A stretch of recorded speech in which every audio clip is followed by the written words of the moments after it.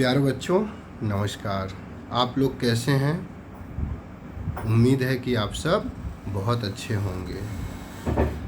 आज मैं आप लोगों के समक्ष हाजिर हूँ ये वीडियो लेकर ऑनलाइन कक्षाओं के संदर्भ में तथा सीबीएसई की कुछ गाइडलाइंस के संदर्भ में, साथ ही साथ आप लोग कैसे अपने समय को व्यतीत कर रहे हैं, क्या आपकी दिनचर्या है या उसमें क्या आप संशोधन कर सकते हैं, उस पर हम लोग बात करेंगे।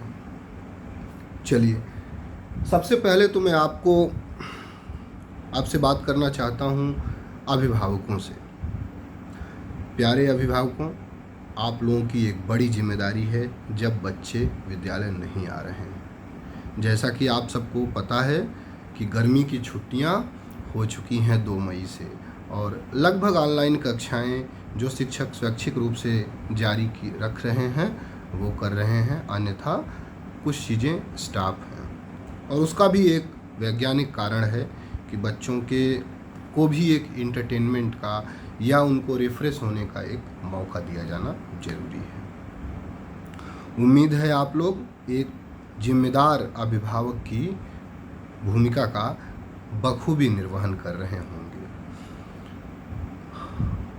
निश्चित रूप से आप लोगों के भी मन में बहुत सारे प्रश्न होंगे ऑनलाइन कक्षाओं के बारे में, शैक्षणिक नुकसान को लेकर, विद्यालयी प्रक्रिया कैसे चालू होगी, नए कक्षाओं में नामांकन की प्रक्रिया, 9th के बच्चों का जो रिज़ल्ट आया है, 11th के बच्चों का, उनके कंपार्टमेंट यानी सप्लीमेंट्री को लेकर कुछ प्रश्न होंगे। तो हम एक एक करके सभी प्रश्नों पे बातचीत करेंगे।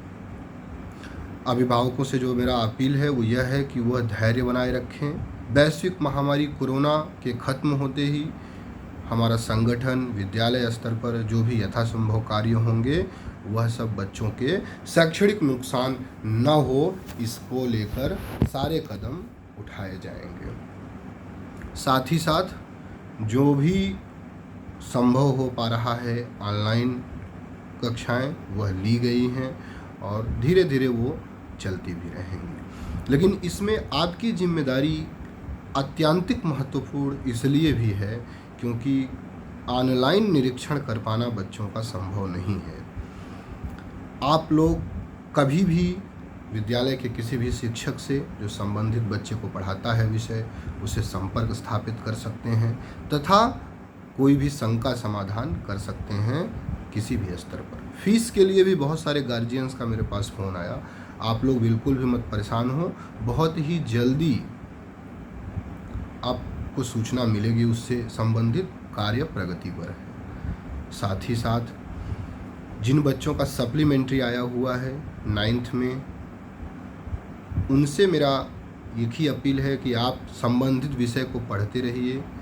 कोरोना महामारी की वजह से जो भी नुकसान हुआ है उसका आपको कोई भी प्रभावित नहीं होंगे। आपको पूर्ण मौका विद्यालय स्तर पर परीक्षा आयोजित करके दिया जाएगा कि आप अपना बेहतर परिणाम लाकर फिर अपने पूर्व सहपाठियों के साथ ही अगली कक्षा में सम्मिलित हों। और जो 10वीं के व्हाट्सएप ग्रुप हैं उनमें आप लोग ऑलरेडी ऐड हैं। अब यहाँ पर एक उबंसी आपको महसूस हो रही होगी, एक रुक जाने वाली परिस्थिति डेवलप हो गई है। मतलब जिसमें कोई भी दिमाग में कोई भी चीज़ें नहीं आ रही होंगी क्या कैसे आगे बढ़ेगा, तब जबकि लगातार मरीजों की संख्या, समस्याओं की संख्या, पलायन की संख्या देश में लगातार बढ़ रही है। इसका एकमात्र चारा यह है कि आप स्वस्थ रहें, सुरक्षित रहें, अपने घर में रहें। बहुत ही कम लोगों से आप संपर्क स्थापित करें, आप घर पर रहें, अपने आप को मोटिवेट करें, अपने आप को बेहतर परिणाम के लिए मोटिवेट करें। आप इस समय का फ़ायदा उठाएं, पढ़ने के क्रम में आपका मन उबे, आप परिवार वालों से संपर्क करें, कोई भी समस्या हो हम लोगों से संपर्क स्थापित कर सकते हैं। यह बच्चों के लिए भी और गार्जियन दोनों के लिए भी। कोई शंका आपको है, आप निश्चित रूप से संबंधित प्लेटफार्म पर उसे आप उठा सकते हैं। हमारे विद्यालय के प्राचार्य महोदय अत्यंत ही बच्चों के हित को सर्वोपरि रखते हैं और हमेशा चिंतित रहते हैं कि किस तरह से बच्चों के बेहतर भविष्य की स्थापना हेतु व्यवस्था का संचालन किया जा सके। हमारा संगठन भी समय समय पर आप लोगों के लिए कुछ दिशा निर्देश हम लोगों के लिए देता रहता है। निश्चित रूप से आपका शैक्षणिक नुकसान नहीं होने पाएगा, किसी व्यक्तिगत बच्चे का नुकसान नहीं होगा। कोविड-19 की वजह से आपको पर्याप्त मौका अवसर दिया जाएगा दोबारा सप्लीमेंट्री बच्चों को परीक्षा देने का। तो गार्जियन की जिम्मेदारी ज़्यादा इसलिए है क्योंकि बच्चे विद्यालय नहीं आ रहे हैं, गर्मियों की छुट्टी हो चुकी है, 1 महीने पिछले नए सत्र का समय भी बीत चुका है।